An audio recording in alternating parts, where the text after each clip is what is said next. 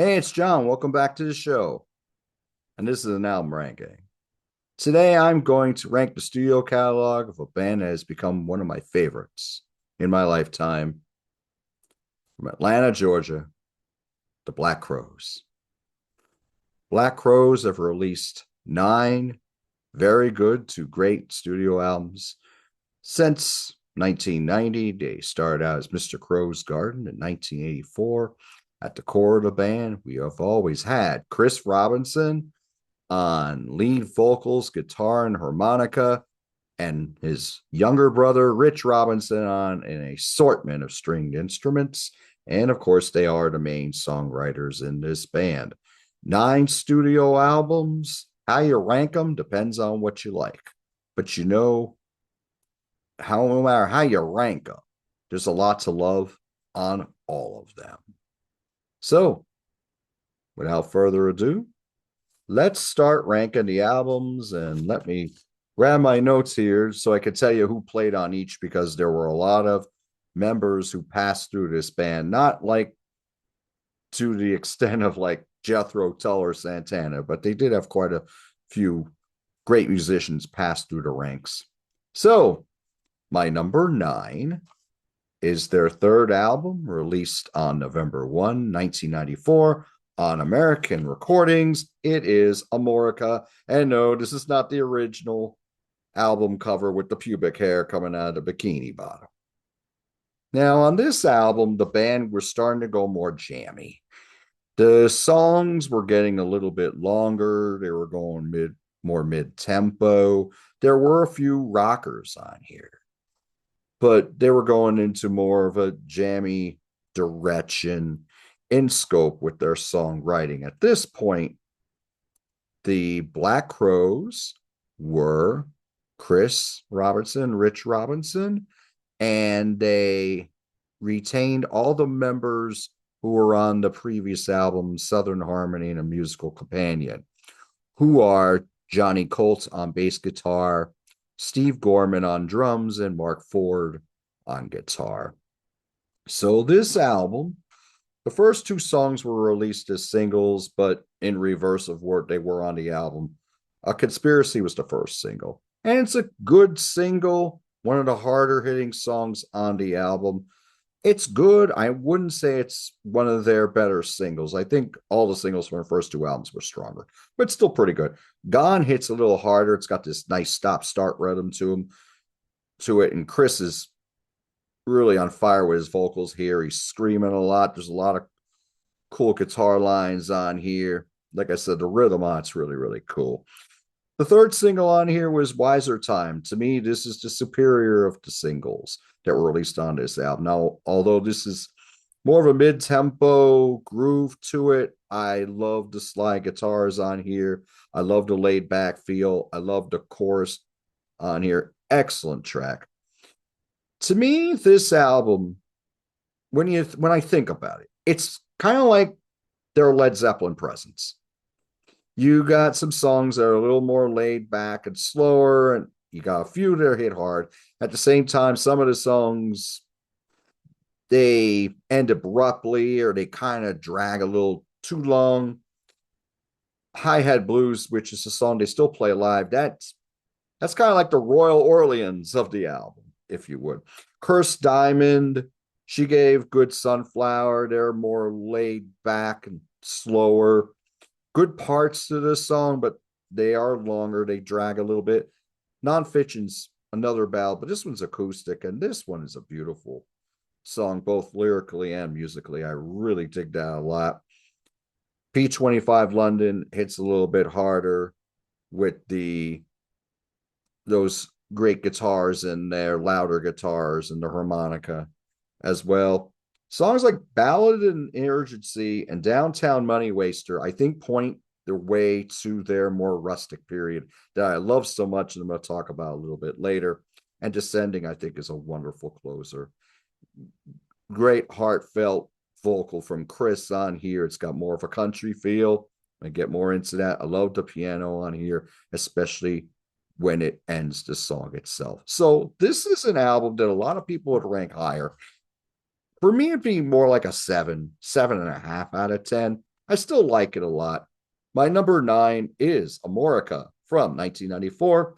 Just to let you know, this was produced by Jack Joseph Puig and the Black Crowes, and they would produce the following album, which I'll talk about in a little bit.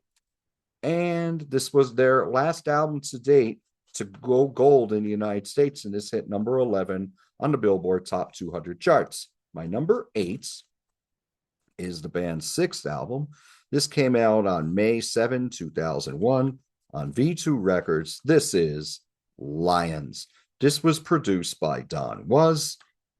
And this is a longer album, 13 tracks, 55 minutes. By this point, their second bass player, Sven Pippian, was fired from the band, and Rich Robinson played all the bass guitar on here.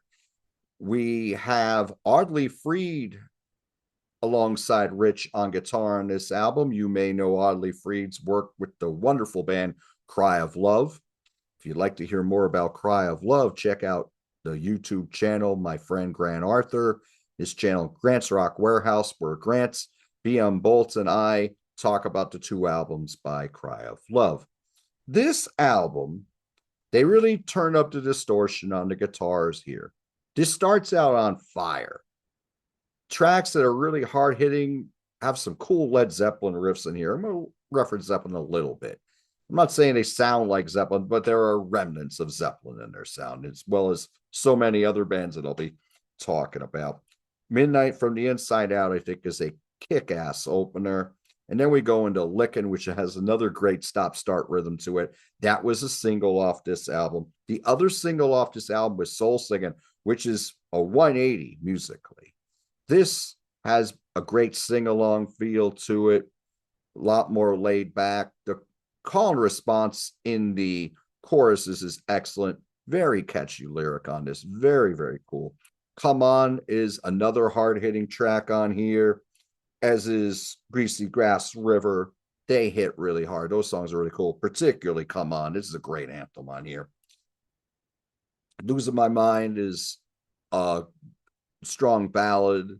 Another one in the Black Crowes canon that works very well. Other cool tracks on here I like. Young Man, Old Man. I really love the rhythm on that. It's got this cool 70s funk feel. Lay It All on Me is a great ballad to end the album. Some of these other songs I'm not too high on. No Use Lying, Miracle to Me, Cypress Tree. They're okay. I wouldn't say they're filler. They're just okay. And Cosmic Friend, I think, is very, very strong as well. So this album hit number 20 on the Billboard Top 200 charts. And this is my number 8. This is Lions from 2001. My number 7 is their latest album. And while I say that, let me just say, from this point forward, all these albums are 8.5 to 10. And I'd probably give 3 of these a 10. This is definitely an 8.5. It has grown on me a little bit since I purchased it last year. This is the latest album by the Black Crowes, released in 2024 on their own Silver Arrow Records. This is Happiness Bastards. Now, Happiness Bastards was produced by Jay Joyce. It has a very upfront production. It's loud, but yet still nice on the ears. Their tightest album, 10 tracks, 38 minutes. Probably their hardest rocking album, too. We're starting out with excellent hard rockers here in Bedside Manners and Rats and Clowns. Cross Your Fingers is really cool. Wanting and Waiting. Excellent. This was a single. This reminds you a little bit of Speak Now or Forever Hold Your Peace, which Terry Reid originally wrote, and then Cheap Trick made it a little more famous. Great track. Wonderful chorus on here as well. We got Chris and the female backing vocals doing an amazing job on the chorus. We're going to hear a lot more about those wonderful, soulful female backing vocals in this catalog. This is top notch, very strong. Wilted Rose is more of a country ballad. This is very, very cool. And I think the harmonies on here and the piano really play a large part on that track. Tracks like Dirty Cold Sun, Follow the Moon hit really hard. Flesh Wound is really, really cool. Very, very joyous. I love the chorus on here and the call and response as we go into the third chorus. Very, very cool. Kindred Friend is a great ballad, and the album Black Crowes always had a great knack for the ballads. And this is one of many that is fantastic. Okay, so I'm ranking this at number 7, but that doesn't mean I don't like this album a lot. This is my number 7, Happiness Bastards from 2024. Oh, and just to let you know who played on this album, the only original members at this point were Chris and Rich Robinson. We have Sven Pippian on bass. He's back in the band. Of course, he wasn't the original bass player. That was Johnny Colts. We have Brian Griffin on drums, Eric Deutsch on keyboards, and Nico Beresirtua on guitar. I apologize if I'm mispronouncing Nico's name there. So, number 6. Now, for a more casual fan, a fan who only knows the band through their album-oriented rock hits or their songs that were on the pop charts here in the States, this would be definitely a contrarian choice. But again, love the album. It's Shake Your Moneymaker, which was the Black Crowes' debut album that was released on February 13, 1990 on Deaf American Records. This has the original Black Crowes lineup here with Chris Robinson, Rich Robinson, Jeff Cease on guitar. This is the only album he'd play on. Johnny Colts on bass, Steve Gorman on drums. This is by far their biggest selling album here in the United States. It sold 5 million copies, hit number 3 on the Billboard Top 200 charts. Most accessible album, I would certainly say. We had 5 singles from this album. All of them got played on album-oriented rock radio. 3 of these were top 100 singles, including the first single, second track on the album, Jealous Again, which sounded fantastic when it came out in 90 and sounds just as strong today in 2025. This song, along with nearly every other track on this album, has the great Chuck Leavell on piano and organ. You have heard Chuck Leavell's work with the Rolling Stones. He played with the Allman Brothers Band on Brothers and Sisters. That wonderful piano solo on Jessica, that's Chuck Leavell. Twice as Hard is the opening track that got played on AOR. That is a killer opening track. Very cool. Sister Luck. To me, this is their version of Rolling Stones' Sway from Sticky Fingers. It's a cool track, but when I hear it, I think it's Sway. Could I've Been So Blind? Good Deep Cut, Seeing Things, which is a ballad that was the 5th single on the album. It got played pretty much a lot on AOR, but not as much as the other 4 songs. Very, very cool, hard to handle. The Otis Redding cover that the band made their own. This, along with another track I'm going to talk about, were the Black Crowes' biggest hits. They're only top 40 entries on the Billboard Hot 100 to date. Thick and Thin is a short, kick-ass rocker. It works very well. She Talks to Angels is the other single, which still sounds wonderful. It's a beautiful ballad. Wonderful bridge on here. The piano, the organ work on here adds a lot to the song. Very, very memorable track. One of the great 1990s tracks. Struttin' Blues is pretty decent, and Stare Cold is the rockin' closer. This is a very strong album. A lot of people put this at number 1 just because the highs on this are so high. The reason I'm ranking it a little bit lower is because the band kept expanding their palette with each album. And here, this is more like the blueprint. Still, a very strong debut album. My number 6 is Shake Your Moneymaker from 1990. This was produced by George Drakoulis, who would produce their second album, which I'll be talking about shortly. He also produced albums Dead I Love by the Screaming Trees, Dust, and a self-titled debut by White Trash from 1991. Not Edgar Winter's white trash, just white trash. My number 5 now, these next 2 albums, the band really go heavy in the R&B on here, and I love them for that reason. This album I've loved from the get-go. Maybe not one of their most popular albums, but I think it kicks ass. And that's Three Snakes and One Charm from 1996. It was actually released July 23, 1996 on American Recordings, their last album on that label. This is a tight album, 12 songs, 48 minutes, 38 seconds. We have the same lineup on here that we had on the Amorica album. And it's also produced by Jack Joseph Puig along with the Black Crowes.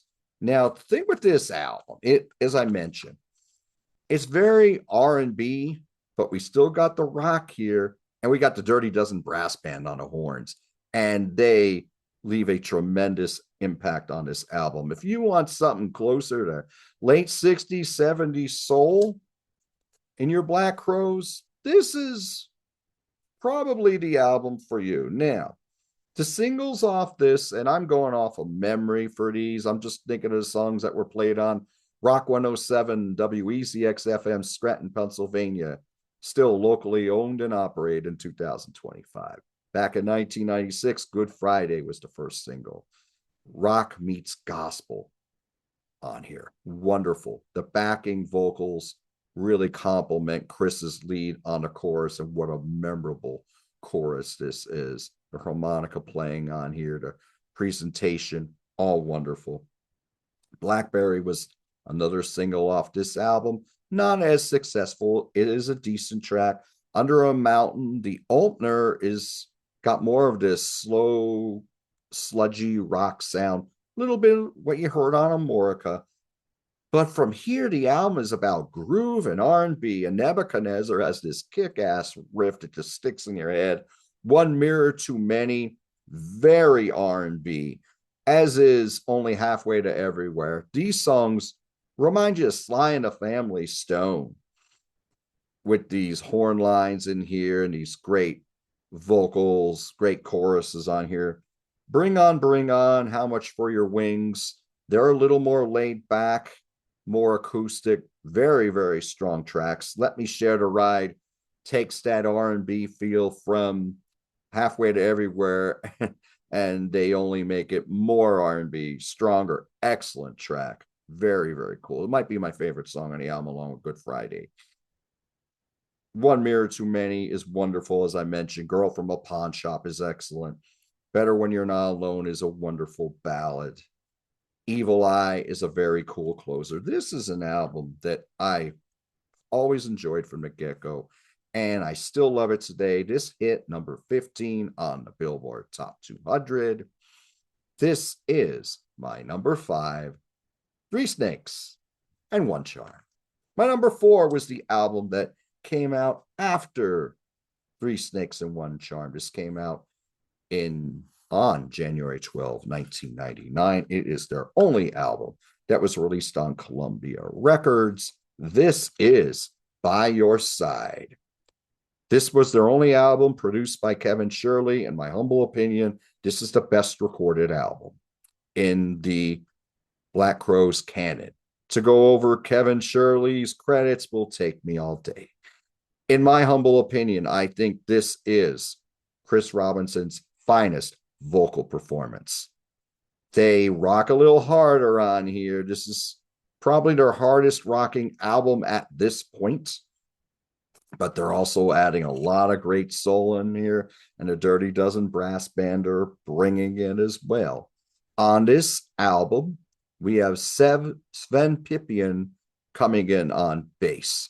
He would be replacing Johnny Colt at this point. Johnny Colt was on the first 4 albums. So this hit number 26 on the Billboard Top 200. Go Faster is a kick-ass opener. It really hits hard. Kicking my heart around. Those slide guitars from Rich on here sound fantastic. This was a single. This came in, just grabbed you by the throat. Excellent. The title song, along with Only a Fool, have these great R&B and have a great R&B and gospel feel to them in the backing vocals, which are wonderful. Horsehead hits really hard. Go Tell the Congregation. Again, we're going more hard rock meets gospel. You hear that more on Then She Said My Name, but that is very, very catchy. This could have been the first single on the album. It's so good. Heavy's very good. Welcome to the Good Times. They slowed things down a little bit. Diamond Ring's very good. Virtue and Vice hits a little harder, but it's a little more slow and grinding. Very, very strong. One of their better closers, in my opinion. So this is my number 4. This is By Your Side from 1999. My number 3 would be a lot of people's longtime fans, as well as more casual fans, number 1. This was the band's second album. This was released on May 12, 1992 on Deaf American Records. This is Southern Harmony and the Musical Companion. Now, on this album, we have Mark Ford joining on guitar, along with Chris and Rich, Johnny Colt, Steve Gorman. This album would be their only number 1 album in the United States. This would sell 2 million copies and have several hits on the album-oriented rock charts. They would have 2 entries on the Billboard Hot 100, but neither of these quite hit the top 40, although the first single, Remedy, came very close. Remedy, to me, is one of the best songs they have ever done. Fantastic. There are hooks galore on here. We also have Hetty Harsh here on the keyboards. He was brought in because the keyboards that Chuck Leavell played on the first album, Shake Your Moneymaker, were so prominent, so integral to the songs. They said, we need a keyboard player. And Eddie Harsh would be here for most of their run. Getting back to Remedy. Fantastic. This was a number 1 hit on AOR for several weeks, as were a few other songs on here. Number 48 on the Billboard Hot 100. Fantastic performance here. Wonderful chorus. Very majestic, very joyous. Kick-ass hook on here. Kick-ass pre-chorus, too. Wonderful. The song Sting Me, which is the opening track, that would be played heavy on album-oriented rock radio. And this would really be the introduction of the R&B part of their sound with the soulful backing vocals. They bring so much. Next 2 tracks I'm going to talk about more in the ballad vein. Thorn in My Pride, Bad Luck, Blue Eyes Goodbye. They are both very strong. Thorn in My Pride was that just grazed the Hot 100, I believe, in 1992. Bad Luck, Blue Eyes Goodbye is slower, little more Led Zeppelin, more like slower tracks that you have on Physical Graffiti. That has that kind of feel to it. Sometimes Salvation got played heavy on AOR. That's more slow and grinding, but it's very catchy as well. Those guitar lines really stick in your head. Hotel Illness was a huge hit on AOR. It was number 1 for several weeks. That's very cool. Black Moon Creeping is very, very cool. It's got a great chorus on there. It's very memorable.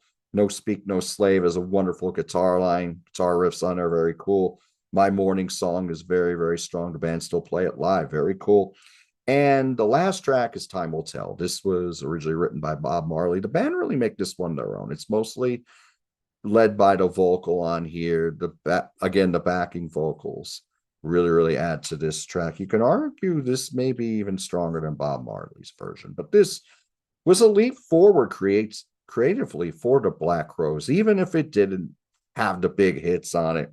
Many fans would call this their favorite. I can't argue. This is a 10 out of 10 to me. This is Southern Harmony and the Musical Companion from 1992. Now, when I talk about the Black Crowes, when I say they add a lot of ingredients to their palette, they kept expanding their horizons. They originally wore their influences on their sleeve, and then they just kept adding this to their sound where it was unmistakably Black Crowes. They had the R&B side to them. They had the jammy side to them. They had the rock side to them. They had a Southern side to them. That's always been prevalent. These next 2 albums are my favorite because these were recorded after a long break when they broke up the first time. And these albums have resonated with me from the beginning. This is when the Black Crowes became rustic. This is War Paints, my number 2. This was released in 2008 on their own Silver Arrow Records. This was produced by Paul Stacey, as is the next album I'm going to talk about, their first album in 7 years. This hit number 5 on the Billboard Hot Top 200 album charts. 11 tracks, 53 minutes on this one. And this album still has plenty of rock on here, but you got a lot of mandolin. You got a lot of acoustic guitar. You got a new lineup here. You still have Rich. You still have Chris. You still have Steve. You have Luther Dickinson on guitar and Adam McDougall on keyboards. And Luther and Adam are all over this record. Luther's slide guitar shines like the sun. Adam's keyboards, very prominent, very integral to the tracks. Goodbye, Daughters of the Revolution is the kick-ass opener. It does have that gospel feel that we have already had on the previous albums. Walk, Believer, Walk, wonderful slide guitar playing on here. It is killer. It's got this slow dirge to it, this stomp. It's very cool. Oh, Josephine. This is when the band, the Black Crowes, started to sound like the band. Robbie Robertson, Levon Helm, Rick Danko, Garth Hudson, Richard Manuel. And I say that with the highest praise. This is when they really started to add Americana, country, old school country, real country, not the country music of today that's so popular, real country. And the songs were fantastic, along with the eclectic nature. Oh, Josephine is a beautiful track. One of several great tearjerkers on here. I mean, they really stepped it up. I mean, they wrote some fantastic songs during their hiatus. Evergreen has more of a rock feel, but again, it's like that slow groove in there. Those guitar lines really grab you. We Who See the Deep is very, very strong. It gains in momentum during the chorus. Is very cool. Locust Street, yeah, we're going old school country on here. Wonderful chorus on here. Very, very memorable. Moving on down the line, starts out with hints of psychedelia, very slow, very dreamy and spacey. And then we go into the chorus, which is very, very cool. Very well played. Wounded Bird. This is where Luther shines like the sun. Those slide guitar lines are to die for on here. Wonderful. Nice building this to that amazing chorus. God's Got It, which was a cover of a song written by Reverend Charles Jackson, I believe. It, gospel in its lyrics, but it's more rock in its presentation. It's very, very catchy. There's Gold in Them Hills. Now, for the first several albums, the backing vocals were mostly soulful female backing vocals. Here, the band is singing the harmonies, and this is beautiful. A tearjerker. God, the slide guitar on here, pedal steel, mandolin sounds so strong. It's excellent. Woa Mule is a beautiful closer. Very, very rustic in its presentation. It's like a campfire song. The way they sing, the harmonies are fantastic. Wonderful chorus on it. Harmonica playing on here from Chris is wonderful. Excellent closer. I have adored this album ever since its release in March of 2008. This is my number 2, War Paints. Now, my number 1, if you're following along, is their only double studio album, and it's Before the Frost Until the Freeze. This came out on August 31, 2009. On their own Silver Arrow Records, we have the same lineup here that we had on War Paints.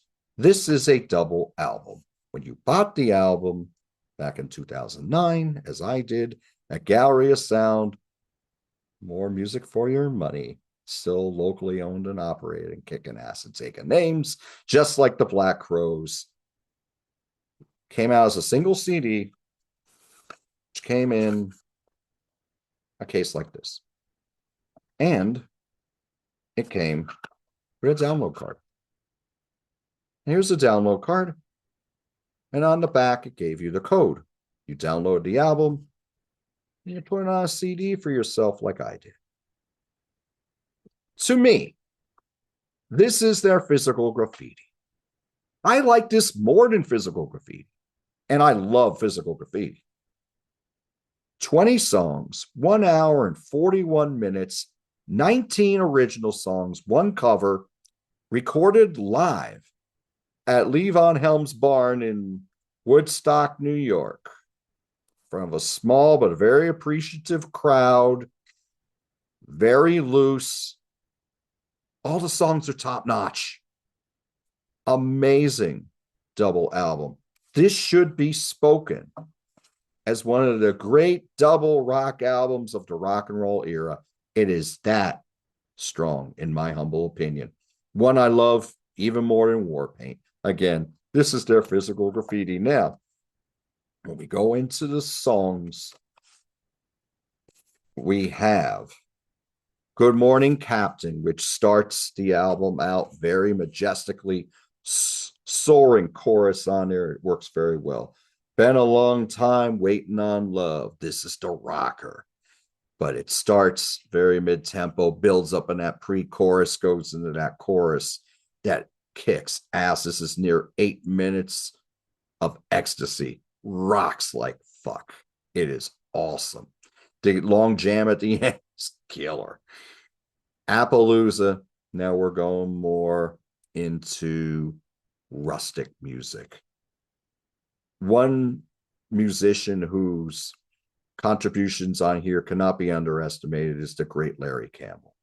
He played a lot of fiddle on here as well as pedal steel, and that adds a lot to several songs, including this one, which has very old school country feel on it.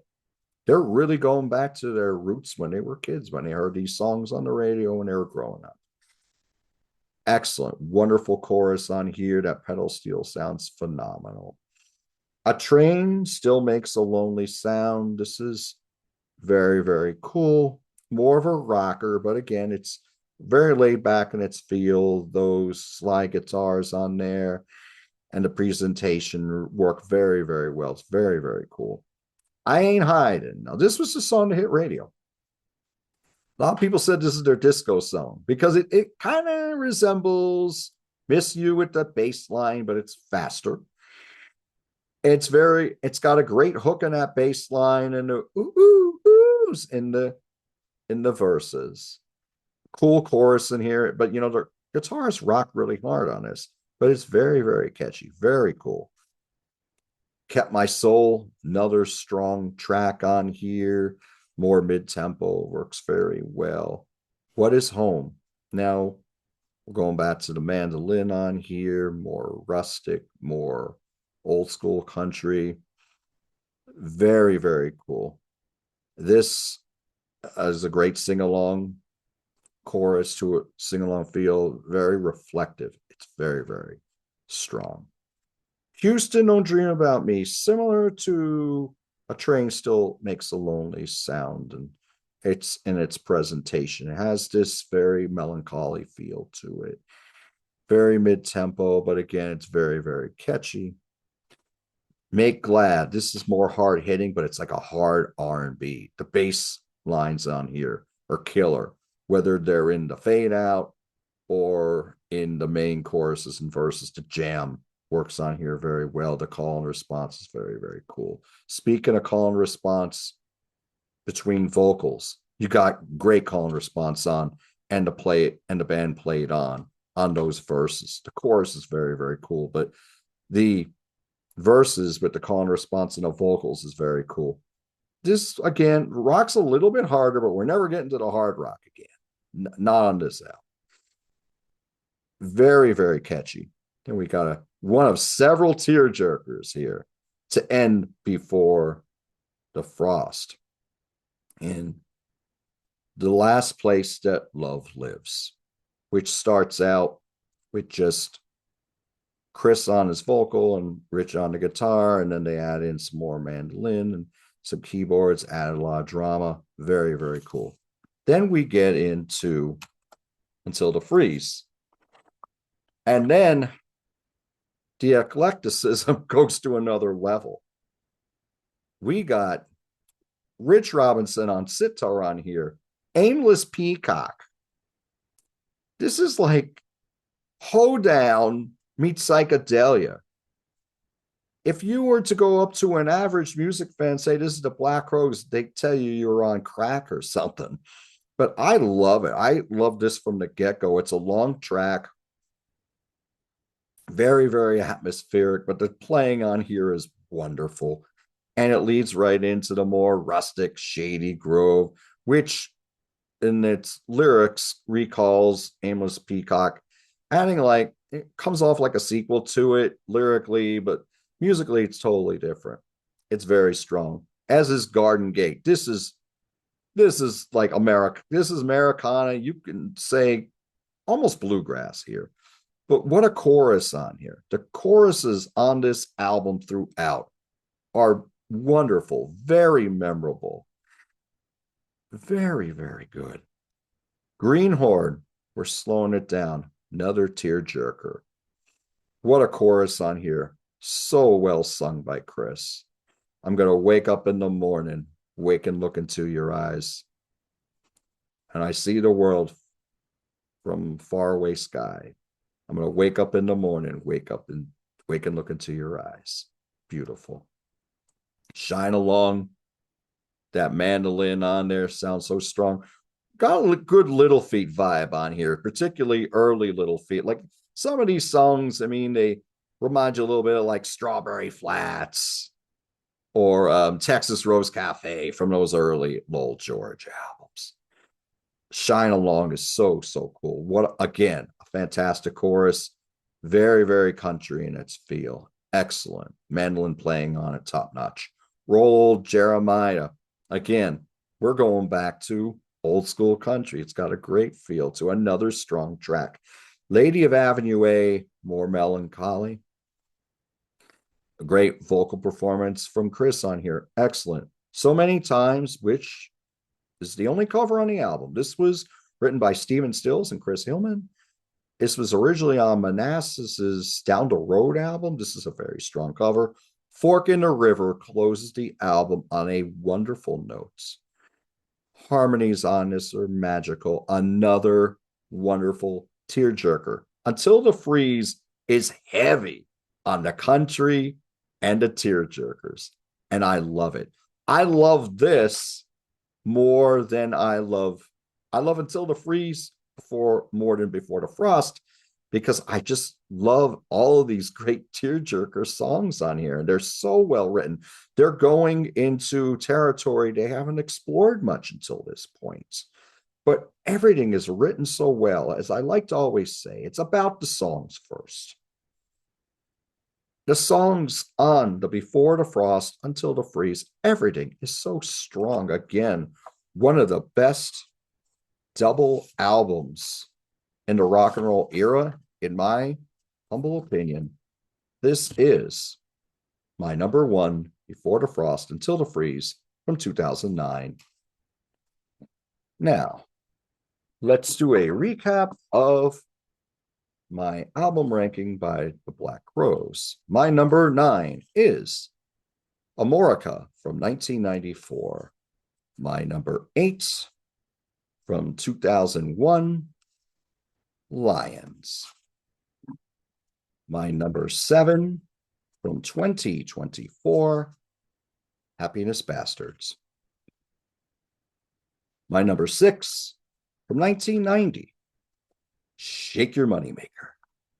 My number 5 from 1996, Three Snakes and One Charm. My number 4 from 1999, By Your Side.